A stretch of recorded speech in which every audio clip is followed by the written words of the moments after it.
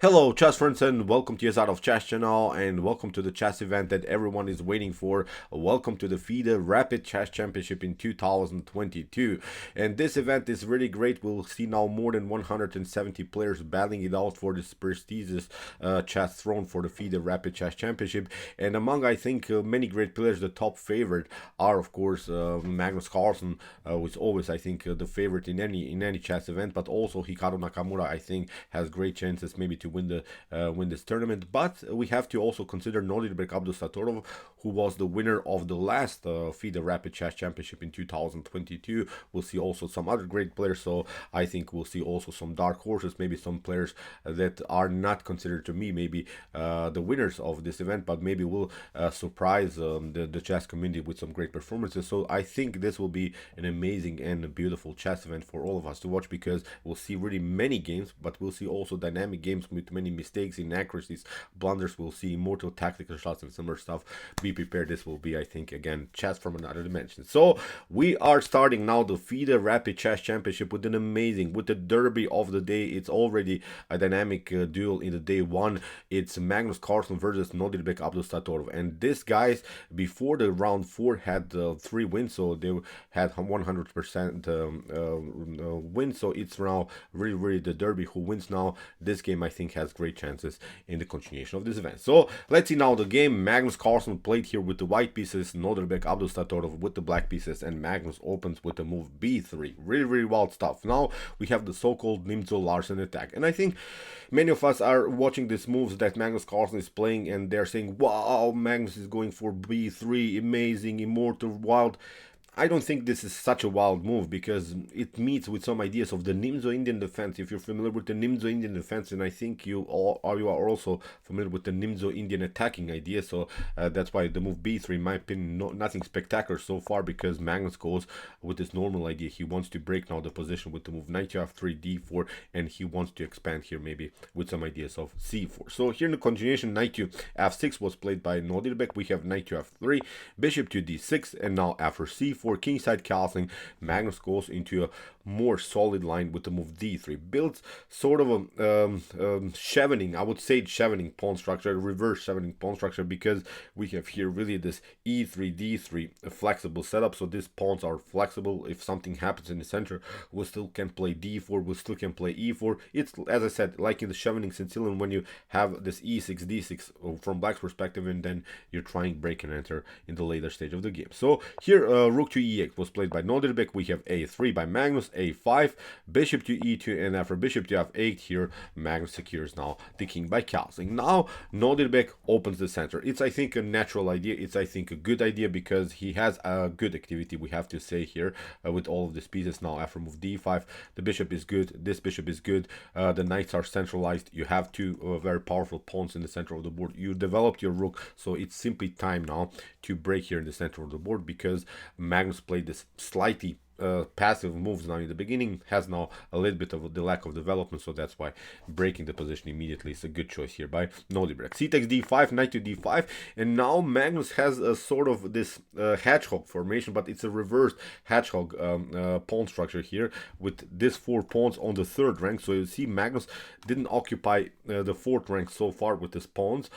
He's not attacking the other side of the board with any of his pawns, but I think this is a good restriction setup here that Magnus is playing, because the knight cannot jump, of course, on the other side here from black's perspective. Also the bishops are a little bit paralyzed. Now Magnus wants to go queen to c2, knight to d2, and then maybe knight to c4, cementing the knight here, maybe also attacking the weak e5 pawn. So in the continuation, knight to d2 immediately, f6, Nodirbek fixes now the pawn structure he had, I think, this weak pawn on e5, queen to c2, bishop to f5, hitting the queen indirectly, of course. Maybe there could be some tensions around the square d3. In the continuation, rook to e1 played by Magnus, and now after bishop to g6, now comes the first surprise, I think, in the game. Here Magnus launched a brutal and sick move g4 immediately. This is brave stuff.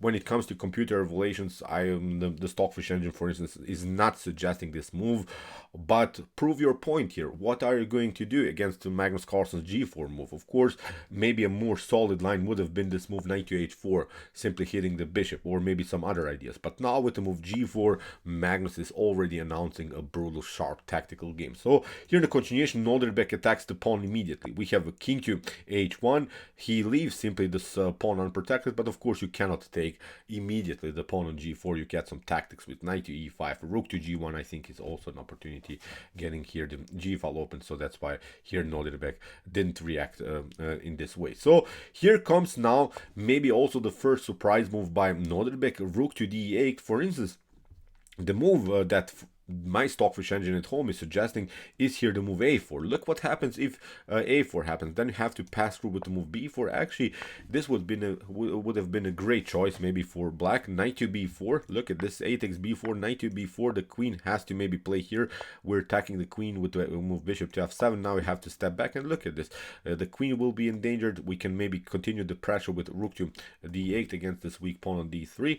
It's a gambit line, but I think with these three connected pawns in the later stage of the game, white could face also some tactical problems. So that's the line really that the Stockfish engine is suggesting. Very, very wild stuff. You can be the guest and maybe play this position from black's or from white's perspective. This would be, I think, an immortal game. But okay, here no one wants to take risks immediately. Here Norderbeck plays the more solid rook to d8, knight to e4 by Magnus. You don't want to take, of course, after bishop to e4, f takes d takes e4. The knight has to step back.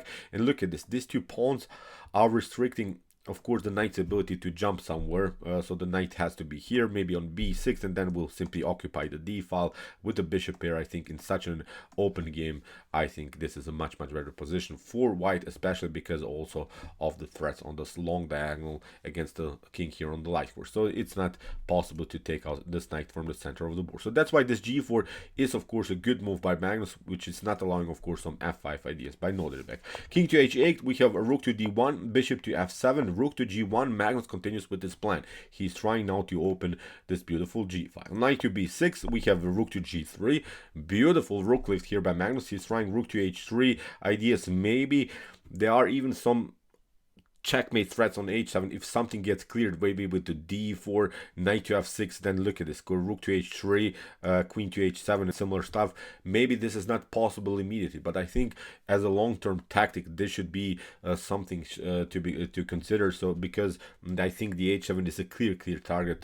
This was really beautiful how Magnus continue now the pressure here on the king side. a4, now Norderbeck has to make something here on the queen side. We have b takes a4, knight to a5. Of course, this pawn can be taken whenever we want to take, but of course now the serious threat is the move bishop to b3, hitting the queen and the rook. So Magnus goes rook to g1. He is getting this other rook into the game. Also, what maybe was a good choice was the move queen to b1, because after knight to a4 that Norderbeck probably has to play. Now we can break and enter immediately with the move g5, and maybe we can continue now again the pressure. But now Magnus plays, as I said, the most aggressive move, rook to g1. We have bishop to d5, and this move, it was actually maybe the first mistake by Norderbeck Abdusattorov. He should have simply continued with this normal plan, knight to a4. Now, for instance, if g5 happens, if g5 would have been Magnus' next move, then I think you have this idea. f5 is simply kicking away the knight, and now you have to make a reaction. You have to maybe even take out this pawn after rook to e5, bishop to e5. This would lead into this particular position where, okay, white grabbed some pawns, white grabbed also black's rook, but of course black grabbed two minor pieces of white. So this could be, I think, playable for both sides, but this would be, I think, the best continuation here for Norderbeck. But he played simply the move bishop to d5, developed the bishop, tried to attack, and okay, when you think about it harder, okay, it makes sense to place the bishop where also the king is on h1, but it gives now Magnus simply too much time. You never challenge here Magnus here on the queen side with the move knight to a4. Now Magnus is breaking the position with the move g5, and now after the same tactical sequence with the move f5 that we have seen before, now there is a stunning tactic that Magnus Carlsen unfortunately missed. He should have played here simply a beautiful knight to f6. Knight to f6 would be a devastating move, I think, here for black.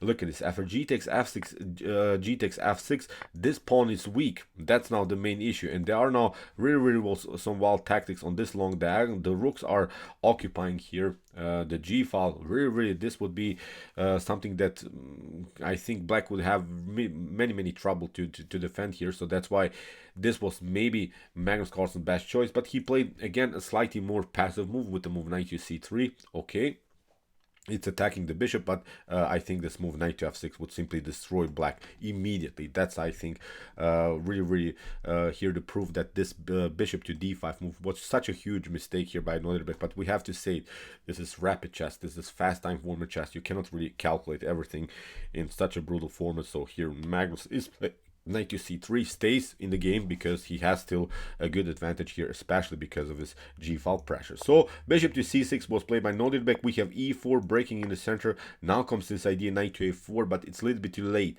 because now Norderbeck takes the pawn, but it's simply too late because meanwhile white did something. White attacked the king side. Now after knight to a4, bishop to a4, queen to c3, attacking also the bishop. Here Norderbeck is playing now the move knight to c6, is trying to protect now the pawn, and now comes a beautiful move here by Magnus Carlsen. Look at this. This move is opening simply the position. If you pass through here with the move h6, then we have immediately the opportunity to play knight to g5, and knight to f7 is now the serious threat. You cannot take, of course, because you get rook to h3. After king to g8, we have here rook to g5. This other rook will come into the game. You're getting checkmated probably here on the h file. So you see, this g6 move is simply such a beautiful tactical move which opens the position in front of the king. Here Norderbeck tried now the move knight to d4. He's threatening now the move knight to e2, but now comes the beautiful tactical part of the game. Magnus ignores this threat, plays now the move knight to g5, and is threatening now knight to f7, rook to h3, rook to h7. And Norderbeck makes, I think, here a huge tactical mistake. He simply took the bishop with the move knight to e2, and that was not good because he should have simply left the bishop behind, and he should have played more defensive ideas. So let's see. Instead of this move knight to e2, I think you have to bring here the rook into defense. Rook to e7 has to be your move, maybe with rook simply continuing your defense on the 7th rank. Maybe now bishop to h5 can be played here by white, trying to get more pieces into the attack. But now with f4, at least we're kicking away one of these pieces. Maybe now you can take, okay, still I think this is devastating for black. So in my opinion, also this line maybe it's not working, but with this idea, knight takes e2 immediately. Actually, this is lost because Magnus plays now immediately knight to f7. You could have also gone with queen to c4. Queen to c4 is even more accurate because after here knight takes g1, you can play knight to f7. This beautiful tactic. I think this is simply game over. After queen to f7, g takes f7 is simply winning again the game. But Magnus went for this line, knight to f7 immediately, because after queen to f7, g takes f7. You here Norderbeck can of course take also the queen, but now we have a new promotion of the queen. You have to react. Now we pick up here the knight on c3, and when we count material, this is not working because of course white is up the exchange, has now some tactical threats around the square. e5 has also here this attack around the square g7, so you cannot defend everything here in the continuation. Bishop to g6 was played. We have e takes f5, bishop to f5, bishop to e5, and after bishop to d3 here, after rook to g7 in this position, Norderbeck Abdusattorov resigned. So what's the point? Bishop to g7, of course we can play bishop to g7, king to g8, bishop to f6, simply wins the piece, and this will be game over. So incredible game by Magnus, incredible attack, nimzo-larsen attack in such a beautiful way. If you are searching for something with the white pieces, I think the nimzo-larsen is perfectly fine. You see this b3 idea in the beginning is nothing spectacular. If you are familiar with the nimzo Indian ideas, I think you can have really fun, you can have really beautiful attack. Magnus really destroyed here Norderbeck with a beautiful sharp attack. Norderbeck didn't react correctly in the best way in some tactical sequences. Magnus using his chances in the game and won this beautiful derby of the day. So okay, I hope that you enjoyed the game. I really enjoyed it a lot. Interesting ideas of the nimzo-larsen attack. We'll see now more games from this event. Be prepared, this will be still a tough battle. Nakamura I think has also great chances maybe to make something in this event. Be prepared. this will be a beautiful, beautiful chess event for us. So, okay, see you soon with some more videos, and what to say. Chess is the best, of course.